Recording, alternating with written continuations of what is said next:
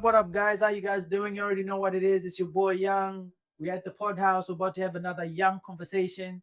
This is the PodHouse. It's your favorite room. So the series is continuing, and yes, I still don't have a name for it. Okay, I don't have a name for it. Like the production keeps on putting me under pressure. I don't have a name for it. Y'all come up with a name for it if you want one. You know what I mean? So I've been meeting some really, really cool and awesome people out here in Lusaka, Zambia, and now we're tapping into a different world altogether. A world that a lot of us, how can I put this? We know it's there, but I feel like not too many of you know what's really, really going on. So today's guest that I've got in the building, he just goes by the name DK. I'm gonna make him explain what DK means, but I got DK in the building. How you doing, man? I'm good, thanks. How are you, Rachel? Good to have you. Good to have you. My pleasure. My pleasure. We've been organizing for a while. It took, you're busy people. At least we've managed to pull through. That's what's important. That's what happened. That's what. Okay, so now DK, explain the name for us, for those who might not know. Actually, the name DK, or from the time I started, people used to call me problem child. I used to be known as problem child just during the Kablonga days and stuff because of the stunts I used to pull, even my driving capability. So with time, I had a friend who was nicknamed GK, and I was nicknamed the DK, which symbolizes the Dolphin King, because I used to drive the thing Dolphin itself. Oh. So people usually mistake the name for Drift King and they you know what I mean? But originally the name stands for Dolphin King. I actually thought it's Drift King. No. People align it to Drift King because of the particular set of skills I have. So that's how come those to mistake the name for Dolphin King. Yeah. For those of you who might not know, I've had a discomfort of being in a car with DK. Yeah. So these guys drift. And I feel like drift, I'm not doing justice. So the culture, the drift culture in Zambia, or let's start with you personally. When did you start thinking, okay, I can just turn the steering wheel and make the car do crazy things? I think from way back when I was young, because I grew up in an environment of cars. My dad is a transporter. Oh, yes, okay. Yes. So basically, I'm also a transporter. That's another line of work I'm into.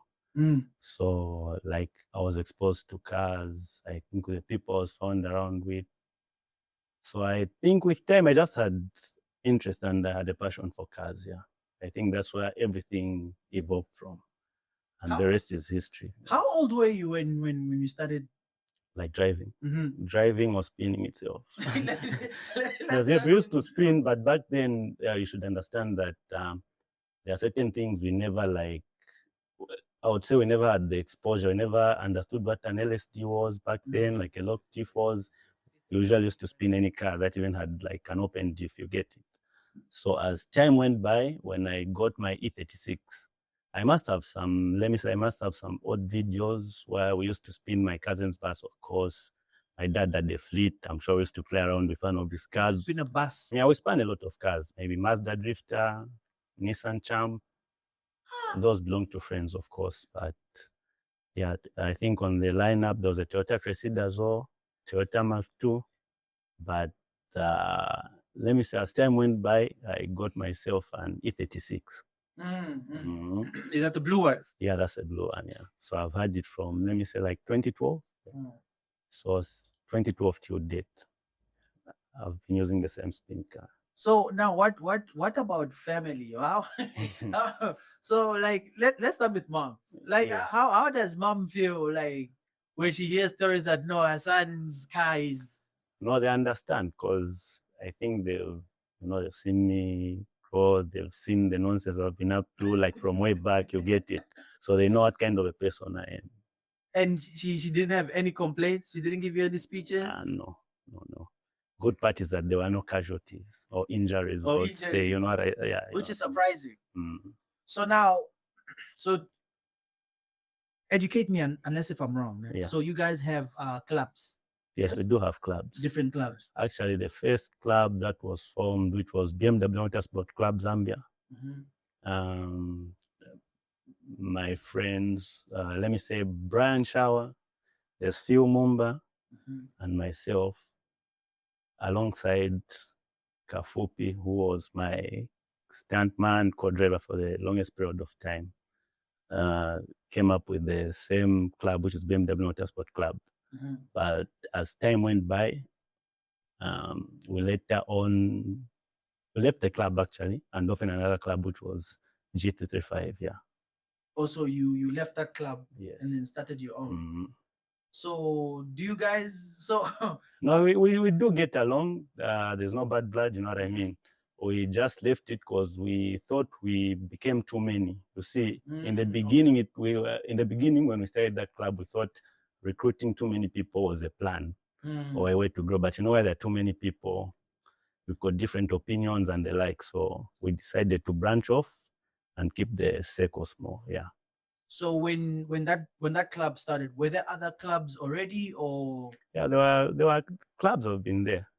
There was, I would say, there was. You see, sometimes you can't run away from facts. Yeah, and there are people who are into the sport like from way back. There was Midnight Club, which had the likes of Tino, Valentino. That's Valentino. They were using super. That's Midnight Club. Yeah. Okay. Then there was Imran Tikle, just different people from there. There were different clubs. Even I would say, but though I think that those were the clubs that were well known. One of the clubs that was well known actually. Midnight back in the days, yeah. So did they do competitions, or like, so do the clubs compete against each other, or it's just to meet up and show each other what you guys are working on? Or no, way back it wasn't about competition. So I would say clubs would link up. Back then it was the only part that was accessible was the Kablonga Boys. Is it the basketball court? Yeah. That's where shows used to happen. And I remember back then there was Street One. They used to organize, then we'll just go play. Yeah. So you just, which was Street One, and then there was Lusaka Magazine. Yeah, I remember well. That was back then.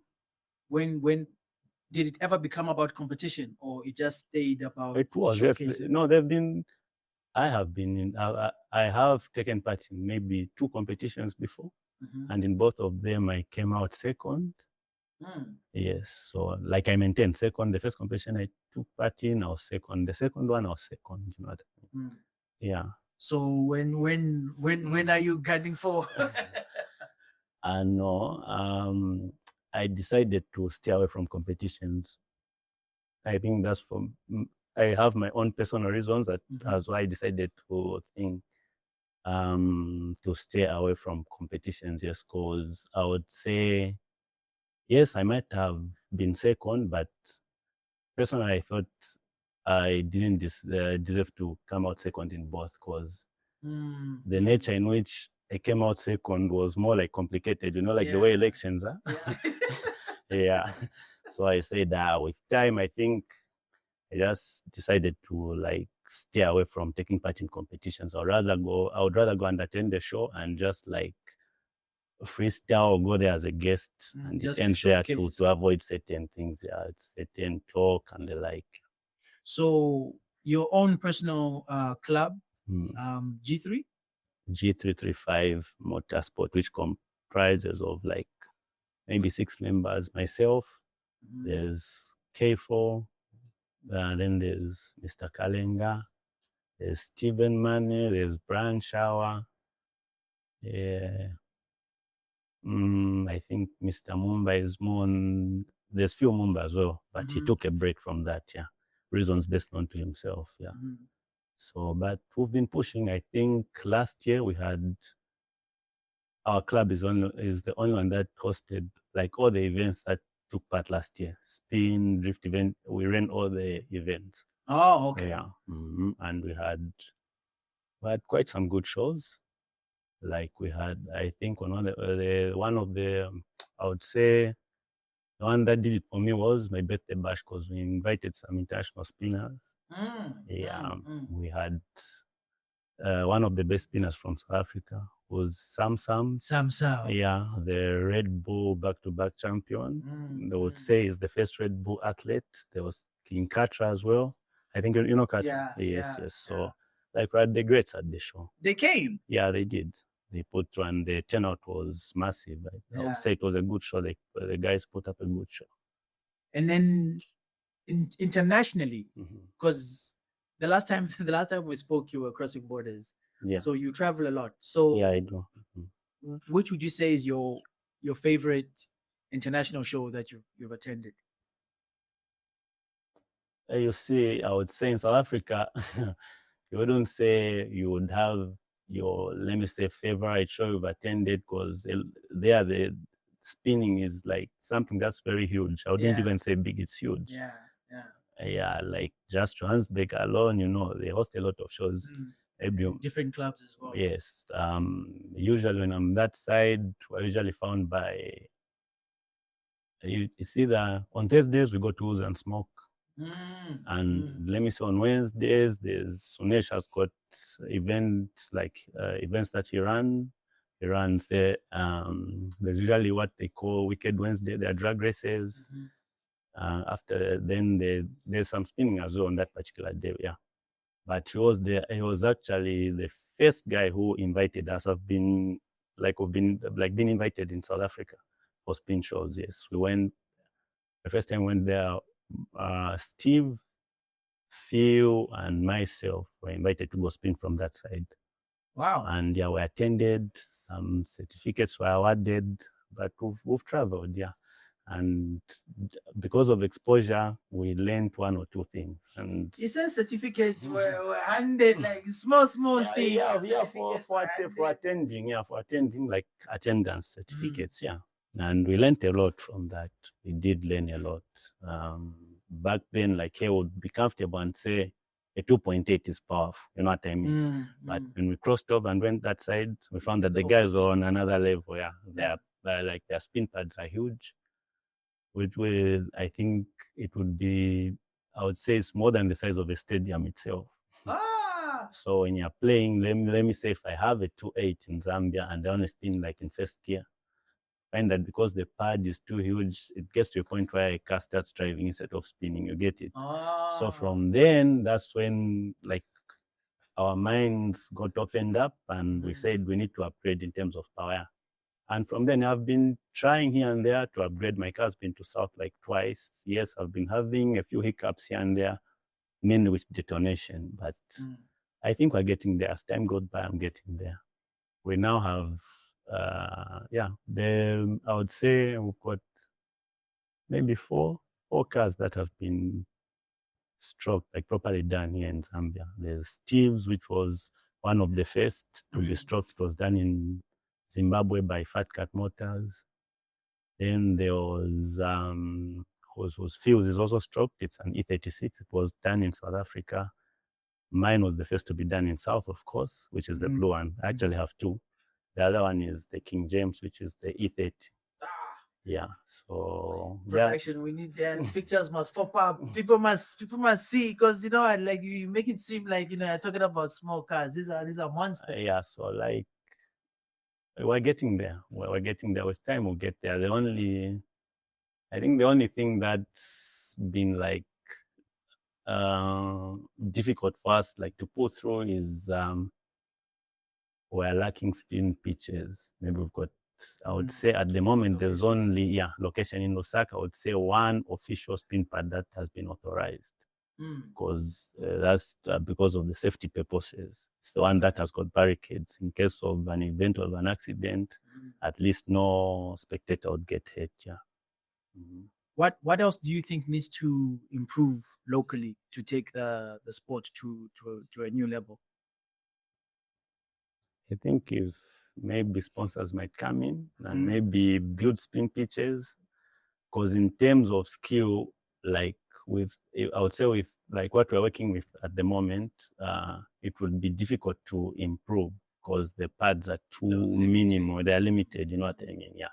So like you can't unlock your full potential. You might think you've gotten there, but when you travel and crossover, that's when you see that People are maybe playing are somewhere. lacking behind. Yeah, so that's the difference. So what about your Namibian experience? Because I know you guys had an amazing show. I don't know if it was a show, was it a Yeah, it was a show. competition? No, it was a show. It was a competition for the locals in Namibia, but were invited as guests. As guests. Okay. Yeah, so we traveled there. And yeah, guys are all coming. Peter Opal is the one that invited us. Yeah. We had fun. We went, played. It's a beautiful place, actually. I like what you say. Yeah, despite the fact that it's quite far. Yeah. It's quite far. We were tired. So when you travel, you actually have to drive down the machines yourself? Yes, you have to drive down. So we're using an F-frame. We towed it with my red E34. So we went down, with the Z Gear crew. They tagged along. We were with Kondwani, Patrick, a friend of mine, Mr. Mweshi. There was Steve Saro, my friend. We call him Saro. It's for Saro. That we gave him the nickname saying Steve Saro. Yeah, and we went there, had fun, enjoyed, despite the fact, like I've said, it's hot there. It's very hot actually, and the distance is quite far. But at least we had our experience there, and we enjoyed. The guys took good care of us. Now it's time to put you under pressure. Who would you say is your biggest competitor? Like here in Zambia? Yeah, in Zambia, drifting wise. I wouldn't say I have a big competitor. Like I would say I'm in competition with myself. Because every time I go on the spin pitch, I try to come up with, let me say, I would do some, I would set I would set standards for myself. Let me say, maybe previously, if I did something, I would say, let me do it better next time. Yeah, there are some stunts that I've done. Let me say the suicide slide. I was the first to do the suicide slide here. He says it's all. Yeah. Then there's the anti-clockwise. Like you leave the car spinning in first gear, anti-clockwise, you jump out. And you hop out. Jump in, slot it in second gear, jump out. Like if I think I'm the only one who's done that again. Yeah, in Zambia, yes. So you're literally competing with yourself? Yeah, no, I'm not competing with anyone. I'm in competition with myself. Come on.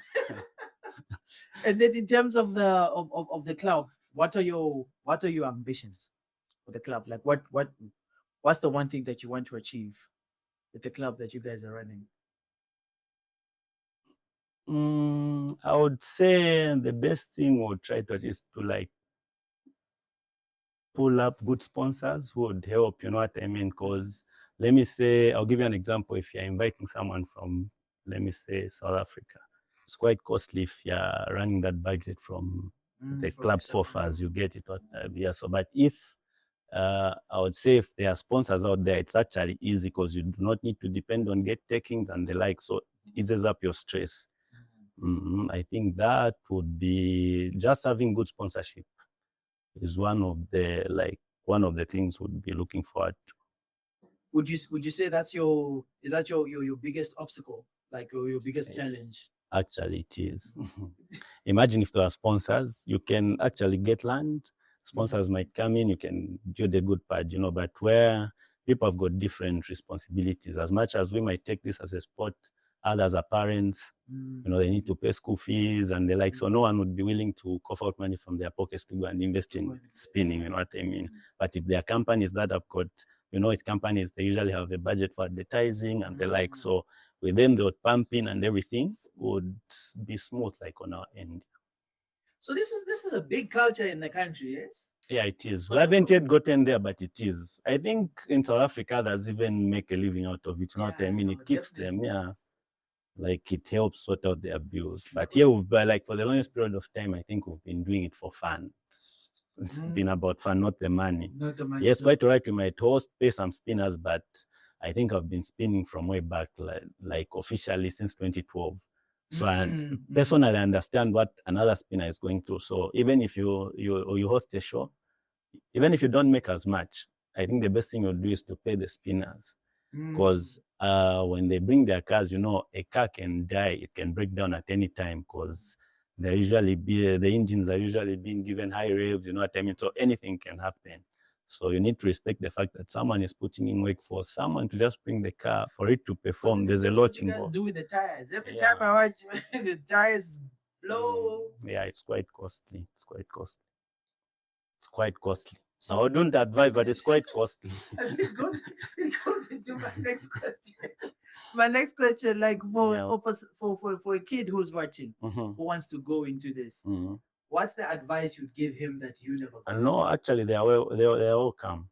I would say spinning itself can help people stay away from drugs and the like. People are into these codeines. Most of them are junkies. So if just give them a spin car to keep them busy, they won't think about doing those things. They'll be investing in the vehicle. You know what I mean? Yeah. So I think I would advise them to join us. It would help grow the sport as well. Do you have a favorite car? In terms of spin car? Yeah, from your collection. Just from the collection you put together. That one is a difficult question. Because I'm asking him about his kids. I'm asking him who is his favorite kid. That's quite a difficult question. The same way I said I'm in competition with myself, even with my cars. You see, every time I build a car, if I'm doing another project, I try to do better than the previous one. So each car is an improvement. Yes. So I think each and every car I have is special in its own way. Like there's something I like about one particular car I have. If I jump into another one, there's something I like about that vehicle. So that one I don't segregate. You know what I mean? Yeah. It's like having kids and saying this one is my favorite child. Yeah. No, I wouldn't segregate. I would say, but to be honest, I think the blue one is the one that's at heart. Yeah. Yeah, because I've had it since way back, yeah, and it's made a name for me. So yeah, I think that one would be the special child. So the other kids now know what I mean. Yeah, I don't want to let it go. Like you mentioned that the previous competitions you were twice. Yeah. And you said you don't think it was a fair election. Yeah. So can you expand a little bit more on that? Like, Yeah, with those, I would say, I'll give you an example of the first one I took part in. No names mentioned. Like, I was one of the competitors, of course. I was leading, like, we had sessions from the first session, second, third, fourth. I was leading in all sessions. So I would say when we started the first, which was the first session, I would say more like seasons. The first season, like everyone backed off, and there are people that backed off. Then maybe when we go to the third one, some of the people that backed off said they want to join the competition. So coming from behind, I don't know what criteria they used. So coming from behind, from leading, they were just catching up. Then they gave them like, I think I would give you this example. You watch soccer, right? Yes.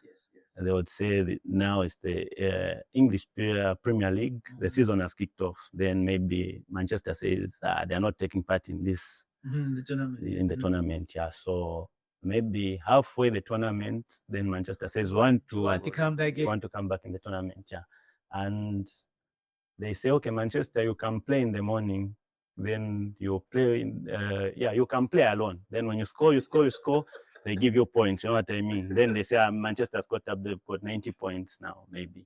So these guys left the competition and joined. Came back. They gave them chance in the morning, like a slot. Then they started catching up. I don't know what criteria. It was actually my first time experiencing that, but we were just watching, from afar. By the time I knew it, I was second. Okay, wow. I said, oh, anyway, it happens. Second time I joined another competition, I was leading.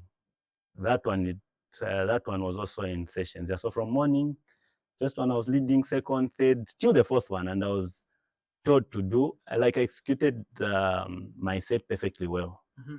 Then when it was done, I was told the guy who instructs, like the guy who gives you directions and say, you do this, this is the marshal actually. They said, they told me saying he didn't tell you to do a standstill, like a burnout. Even a kid can do that, where you just step on the brake and accelerate. Yeah. Saying there was no tire smoke. So I said, these are tricks now. And from then I said, let me just stay away from this. And I decided to stay away from competitions. So what would bring you back into competitions? I think if I was to enter a competition now, it would be just for the fun of it, because it personally like from what I've seen, it's like